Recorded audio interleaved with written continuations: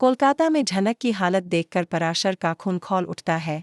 Serial झनक में जब पराशर झनक को ढूंढते हुए कोलकाता पहुंचता है तो बहुत मशक्कत के बाद उसे ऋषि के घर का पता चलता है। जैसे ही पराशर ऋषि के घर पहुंचता है वहां वह देखता है कि झनक को एक नौकरानी की तरह काम करवाया जा रहा है। झाड़ू बर्तन सफाई सब कुछ यह देखकर पराशर का खून खोल उठता है। उसे यह भी पता चलता है कि ऋषि और झनक की शादी हो चुकी है, लेकिन घर वालों को इसकी भनक तक नहीं है। यह सुनते ही पराशर का गुस्सा फट पड़ता है।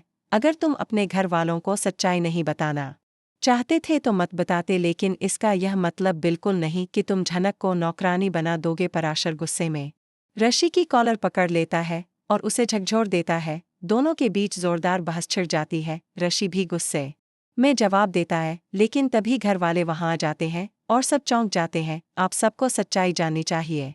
पराशर कहता है, जनक कोई नौकरानी नहीं है, यह ऋषि की पत्नी है। गांव में लोगों ने हालातों के चलते इन दोनों की शादी करवा दी थी। अगर मैं वहां होता तो ऐसा कभी नहीं होने देता, लेकिन अब जब शादी हो चुकी है तो जनक को इस घर में उसका हक मिलना चाहिए। ऋषि चुप रहता है। तभी पराशर धमकी देता है, अगर तुम्हें जनक को पत्नी की तरह स्वीकार नहीं करना है तो ठीक है, लेकिन फिर मैं उसे यहाँ नौकरानी बनाकर नहीं छोड़ूंगा। मैं उसे अपने साथ वापस गांव ले जाऊंगा। ऋषि गुस्से में जवाब देता है, मुझे झक की कोई जरूरत नहीं है, अब चाहे तो उसे ले जाए। परिवार वाले यह सब सुनकर हैरान रह जाते हैं। अब उन्हें सच्चाई का अंदाजा हो जाता है कि ऋषि और जनक सच में पति पत्नी है। घर वाले ऋषि को दो टूक सुना देते हैं, जब तक तुम जनक से अपनी शादी को लीगली खत्म नहीं कर लेते तब तक तुम्हारी और मून की शादी इस घर में नहीं होगी। यह सुनकर ऋषि स्तब्ध रह जाता है। वह खुद को टूटता हुआ महसूस करता है, लेकिन जानता है कि उसे अब कोई बड़ा फैसला लेना होगा। तो क्या ऋषि